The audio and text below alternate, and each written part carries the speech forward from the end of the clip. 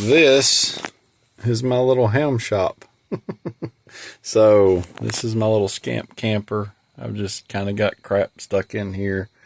And I bought this off of eBay. It's an ICOM 7410. I bought this off of Amazon. It's a little antenna tuner. And this is a little power supply. I think it's a 30 amp power supply that I got off of Amazon. I've got a 2-meter radio sitting here for now. I'm eventually going to hook this one up. And then I just got this one in. This is a high frequency radio, and this one is a high frequency radio. Now I really like this radio.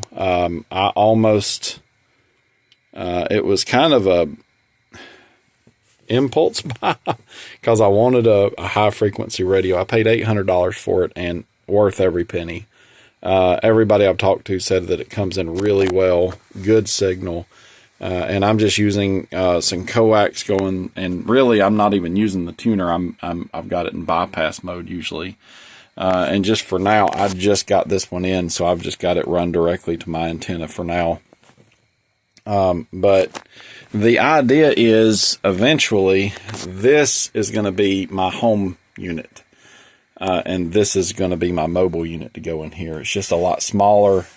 I got it off of DX Engineering, and it appears to work really well. So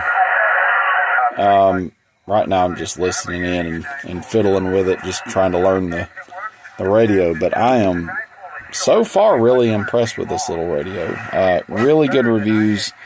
Small. I could put it in my truck if I want to, and I may end up with multiples of these. They're like $700 a piece, but I'm either going to end up with multiples or set it up to where this radio can go in multiple places. But, you know, as opposed to this massive radio here, which has great features and it's worth everything I paid for it, it's also really big, where I can take this, set it on top of this if I want to, set that on top of it, whatever I'm going to do. And, you know, I thought about making a little setup to where this will have like a bracket that I've got this radio and a 2-meter radio. I've got an Anytone that I've got to figure out how to program. And then essentially have a bunch of these in here. I've got a little outlet over there that you can charge with. But this is going to be my mobile setup, essentially. I'll be able to hook up to this camper and head out, and I'll have, you know, I can store MREs and stuff in the floor if I need to when I go out somewhere. Obviously, all this is going to get cleaned up, but I've been just kind of slowly working through this thing. Added a little LED light. I'm going to probably put some more lights over here. I'm going to do something with this, some kind of event probably. I've got, you know, little reference things in here that I've slowly added in, but I'm probably going to redo that. That's just stuff that I've stuck in as I thought about it. But yeah, that's what I've got so far. This will run off of 12 volt as well. I've got a inverter here, fairly expensive one, that will give me 110 power if I want. And then I've got some helm sticks that I'm going to play with and try these out. So I've got 2 of the 40 meters, and then I've got a bunch of the other ones. I'm going to order another kit like this that comes with all of these. It was like $140 or something, and I'm seeing some pretty good stuff with these for like a mobile setup. Looks like these are going to be a really good setup. If you have 2, I ordered 1 extra 40 meter. I really should have just ordered 2 kits, because this 140 meter antenna was $50, and this whole thing of antennas was $130. So I could have gotten, you know, matches for all of these, and I probably will still do that. I'll order 1 more kit like this and just have an extra 40 meter. But you can take, and I've got to figure out how to do the mount for these, but essentially you can make this a dipole. The coils electrically lengthen these to where you can adjust these widths in and out. and then the coils give you a little bit extra length electrically. So they're not as good as what I've got outside right now, but for a really quick, really simple, really fast antenna, this might be my setup for local comms. I want to try some 10 and 15 meter stuff. So I've got two of these, the 10 and 15s that I'm going to try. This is, I think, a 75 meter. Yeah. So this gives me a wide range of stuff to play with. I'm going to test some of that out. And then my 2 meter radio, this is a little $75, 25 watt 2 meter radio, which I actually really like these. That's going to eventually go on my my four-wheelers. I've got a couple of those that are going to go on ATVs. Then this radio will stay home with another radio similar but way better than that one. I'm looking at some 80 watt 2 meter antenna radios, and then I'm going to build or buy a J-pole or a Slim Jim to put up at home for 2 meter. And that's going to be kind of what those radios are going to be for local comms. And this gives me let me turn that off. This is going to give me my high frequency in a smaller shell. I thought about possibly building something to where these are kind of up, off, because this, you can mount this with this antenna, where it's not necessarily on the table.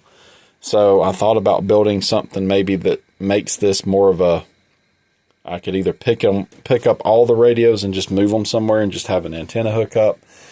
And I thought about whenever I do this, set it up to where my antennas can come in through here or straight in through the side. So you'd have a port that you would just have a small jumper that goes from here to the port. And then that port would go out to whatever antenna I've got set up.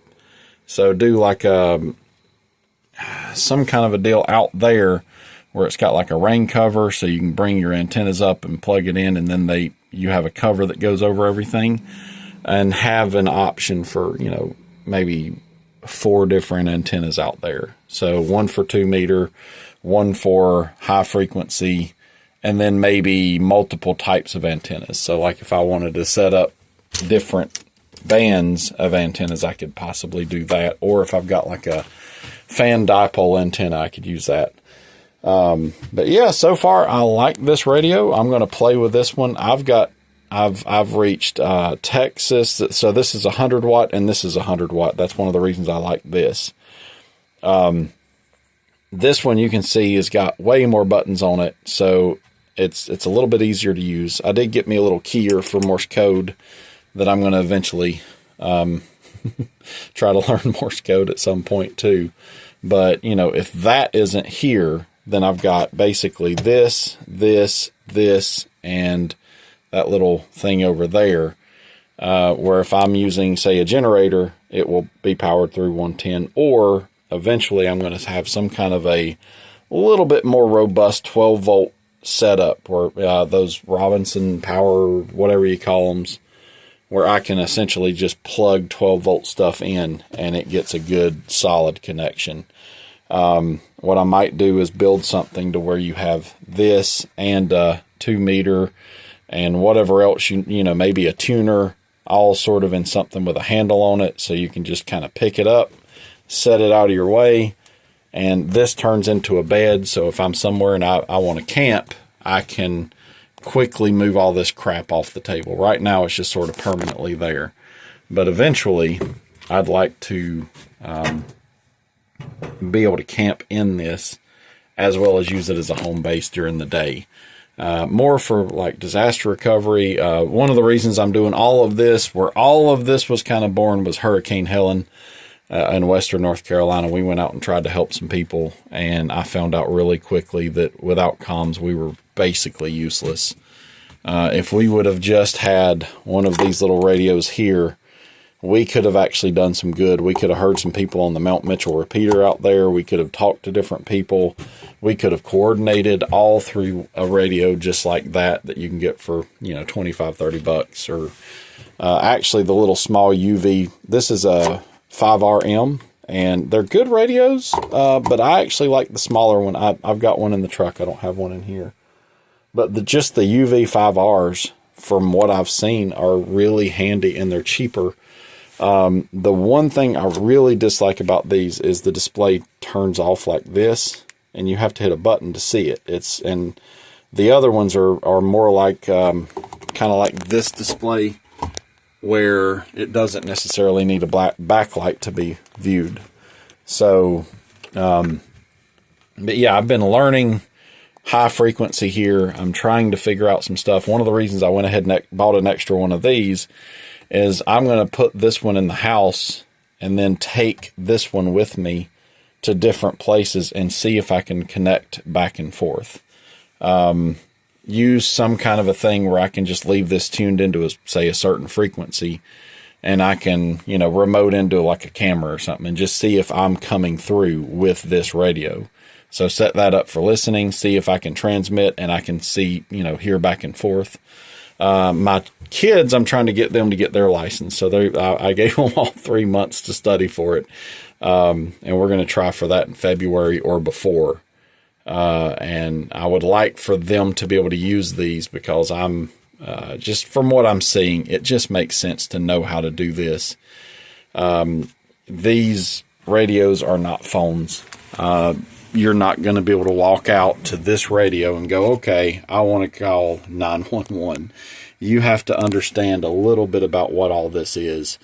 And so, you're not going to walk up to this thing and really know what you're doing and be able to do much of anything with it without just a little bit of understanding of it. So hopefully my kids can learn this and do, honestly, they've enjoyed listening to some of the conversations we've listened to. But yeah, eventually this is going to be a nice little setup. So that's going to go in the house, and most of your setup will be something in the size of this radio with this. So you can literally stick it over here, still have plenty of space over here. I've got a laptop that I'm going to use for in here that I'm getting set up with. This is a little cheap radio for about $75. I'm going to buy one that's more like $600 that has an APRS digipeater built into it. It's a Yaesu, similar to this. And I'm also, I've got an ICOM. I've got a Yaesu now. This is just some kind of an off-brand type deal. I've got an Anytone. I'm kind of buying different brands to see which ones I like as well. This seems to be the go-to radio for mobile high frequency. It's small. It's really compact. You can mount it mobile just like a regular, one of these, where you don't see as many of those setups for like an ICOM doesn't really have, at least from what I've seen, something similar to this. But I'm really, so far, very impressed with this little machine, this radio. It seems to do a really good job. Seems to be very simple, and everything I've been able to pick up with this one so far, I've seemed to have been able to pick up with this one. Maybe not quite as good. This one, but keep in mind, this is all preliminary. So eventually I'll be able to tell you, hooking up to the exact same antenna, how does this one do versus this one? I'm going to eventually come in here and set it up. I just kind of got everything hooked up temporarily right now. All of it's coming into the back of this little thing, and I just temporarily ran the wires in here. But eventually, I'm going to set it up to where I can run both of these. And then I'm going to swap antennas back and forth and see which one of these does a good job. As your only radio, I don't know that I would have gone this direction. This one does have a built-in tuner, which has come in handy, where this one would require an external one. So what I've found, at least with the antenna I've got up right now, I've got an inverted V dipole, and half of my antenna was going to a tree over there and fell. So otherwise, I can't really use it right now until I get that fixed. But this one with the internal tuner, I've been able to get really good results. I'm out near Charlotte, North Carolina. I've talked to somebody in Bolivia.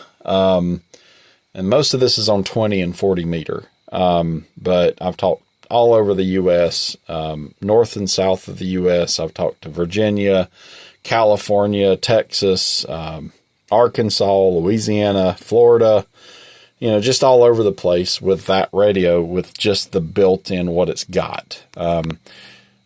Maybe this has some of the same features, I don't know, but the noise reducer, the noise blanker, some of the filters that it's got built in, a lot of the dials where you can sort of tune in a little bit.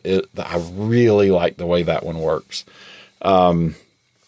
This one is mobile, so you're going to give up some of that. Obviously there's a lot of multifunction. You do a lot of stuff through this little knob right here. But you're going to sacrifice some of the easy use for something this small versus something that big. I do want to get there's a Yaesu, I forget the model number, but it's more of that style. And it's newer. It's got the little waterfall display and all that crap. So I'll eventually probably buy one of those. And I'm seeing some of, maybe a little bit older than this. There's some that have, instead of a display, it's got a needle and they're a little bit older, but they seem to do a lot of the same stuff. And you can get those used for, $200, $300, $500, something like that. As opposed to, that one, I'm having a hard time finding any more of those for what I paid for it. That one's like $1,200, $1,100 for what I got that one for around $800. So I got a really good deal on that radio. I've been very impressed with it. But like I said, eventually this is my mobile setup, and I will either build some kind of a setup to where this will sort of go in it with everything, and I'll have this radio, and then you'll have a 2 meter that's on top of it a little bit, maybe a tuner somewhere in there. So you basically just have a carry handle where you pick the whole thing up. All of your stuff here would connect back to a common 12 volt that I could then plug into some heavy duty thing back over here. And essentially it would give you everything. Just plug everything in, you're done. Even if it's something where, I keep one of these in here. These were like $80, so I'll probably buy 2 or 3 of these. And I'll probably buy a few of these eventually. But really, this has been kind of useless with this radio. The built-in tuner seems to do a better job than this one does. And I was going to try to build a fan dipole. So it's where you take multiple antennas. And I'm not quite sure I did everything right. But you would take like your first antenna would connect here, and then you'd have a long one. And then what I did is I had a copper bus bar that I did like this, and then I had different holes drilled into them, and then each one of my bands I was coming off like that. So you might have a 40 meter, a 20 meter, a 10 meter, and a 6 meter. And then I came off of that to a BNC connector that's at the other end of this cable. And I just did BNC because they're rated up to 100 watts. All of these radios are only 100 watts. I don't have an amplifier.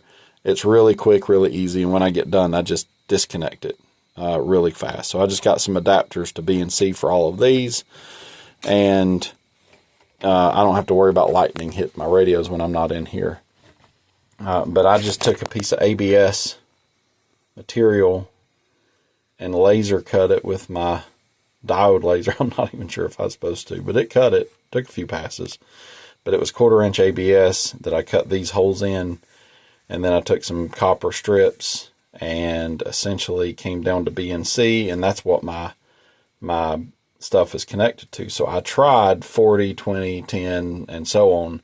But what I found is none of that really seemed to work. And it may be that, this wire kind of got crossed up like that and it didn't really separate out well.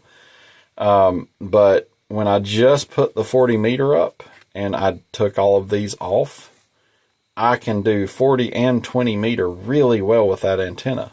And people are hearing me. The SWR meter on my radio is is showing that I've got really good SWR. I don't know exactly how that works, but right now, just a single wire here and a single wire here, and they're 10 gauge wires just because I happen to have rolls of 10 gauge wire. So way overkill, I'm sure, but man, people are hearing me really well, and I'm able to hear them real well, and it seems to really be working well. But I've also got an end-fed coming, so it's a Balun. I think it's 49-to-1, and then you feed your wire out, and supposedly you can go all the way to 80 meter, and it's just one single wire instead of two. So I can come, make a mast off of my camper or something and come off of that to a tree or whatever, and that supposedly works really well. So I've got some of those coming that I'm going to play with. I'm going to try some of these, especially in my truck. So eventually, I'll probably buy one more of these radios to put in my truck where it would just live, which that's expensive. I'm spending a lot of money, but I've really, really enjoyed this so far. It was well worth the effort I put into it.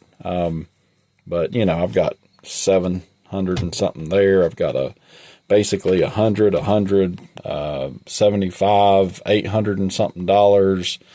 I bought a bunch of, there's an NOVNA and a whole bunch of little connectors and stuff like this that I bought, and some coax that I bought off of Amazon that I've been doing all this with. So I've spent a good bit of money on this stuff so far, but I like the idea of being able to have any kind of communication outside of infrastructure. I like the idea that I can pick that radio up and talk to somebody, that my kids can pick that radio up and talk to somebody. If everything's down, they can come out to this camper with its 12-volt batteries that I've got solar panels hooked to, that it's basically charged all the time, no matter what the power grid does. And they can walk out here, turn on that radio, and get out to somebody, somewhere, hopefully. So, when we went down to Western North Carolina, there was no communication to speak of. There was nothing. Nobody knew how to get out.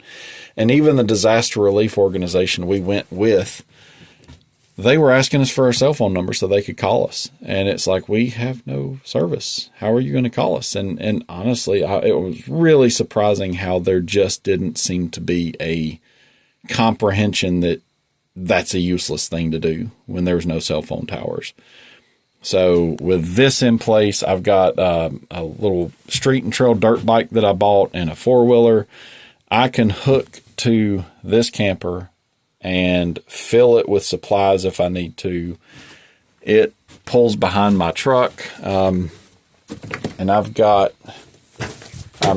still working on it, but I've got a antenna mast here that can go all the way up to there.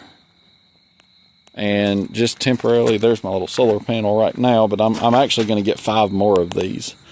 That is a truck receiver hitch that I've welded on, and it connects to this that I can pull out, and that can also go in the receiver hitch of my truck. I've still got to paint this. This is all temporary. That's diesel fuel for my little heater that I put in.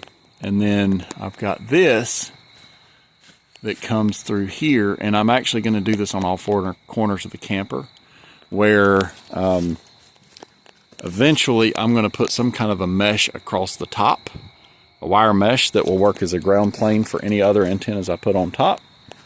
And then I'm going to have a J-pole or Slim Jim antenna that will serve as my 2-meter antenna. Probably a J-pole, because you don't have to put them up as high. So there's one of those things that are going this way that's open on the end, and I'm going to put something in it that will telescope in, and when I get where I'm going, it telescopes out that way and possibly picks up. So I've got some distance between my antenna over here and my antenna going that way. So your 2 meter is going to be over here lower, and your high frequency is going to go up there. And you're going to have the option of these antennas, I've got some different wire antennas cut. Oh, where's my flashlight? I'm sorry, I'm a terrible cameraman. But essentially, you have the option of that for long distance communication. And then I will have a way of attaching here and going out to, you know, a tree or whatever. And that's going to give me my NIVIS. So your basically statewide comms would be what that would be. And you see that where that's open. I'll be able to telescope out of here to way over here. You know, that's, I don't know, 10, 15 feet. So I'll be able to come out another however many feet, say 10 feet or 8 feet out from there. And what I'm probably going to do is have it telescope in and then a piece that folds. So it'll fold out, telescope out. And then way out here, you'll have your antenna. And I'm going to have the same thing over here on this side as well. So you'll have this whole rack above here.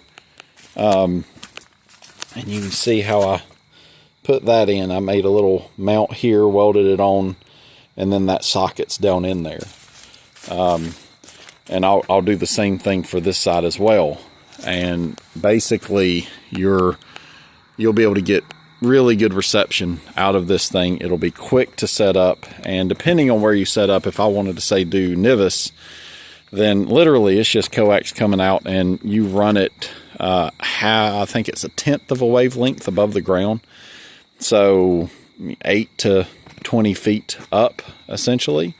So wherever I go, if I can get high, like say you can get somewhere and you find some high ground, you get this parked, you set it up,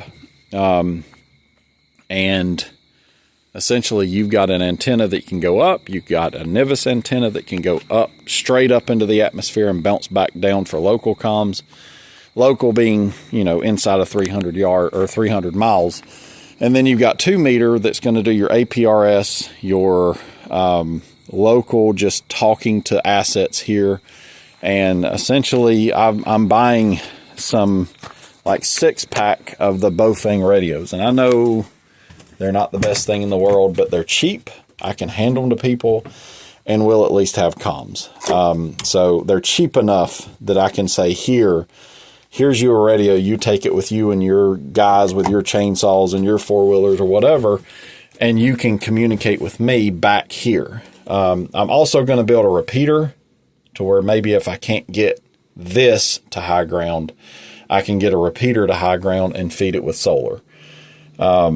So these little solar panels, these are 100 watts each, and I'm just doing this as a test, but this one folds into like a suitcase, so I'll be able to fold, 5, 6 of these up and slide them in here, and they'll be in here protected when I'm not using them. But just this one panel, this 100 watt panel connected to these batteries has managed to keep it, it's at 12.7 volts right now, and it stays there pretty well. So I can connect with that charge controller up to, I think, 5, either 4 or 5 of these. And you can do multiple charge controllers. And I found some, that's a 30 amp charge controller. You can get 60 amp charge controllers for like 10 or 15 bucks on Amazon. And you can hook up multiple charge controllers so you can have, a bigger array if you need to. But I'm going to try to make this as self-contained as possible and as useful as possible to where, if nothing else, even if we just go camping, I've got a way to sit here and screw around while the kids ride 4-wheelers or something or whatever. And all of my 4-wheelers, I'm going to outfit with those little radios there, so they'll be able to get back to me in the camper if there's an emergency or whatever. And I'm looking at some of these that do APRS natively. So you put that on your 4-wheeler, and some of the really nice ones that are about $500 or $600, they do APRS. They are a repeater in themselves.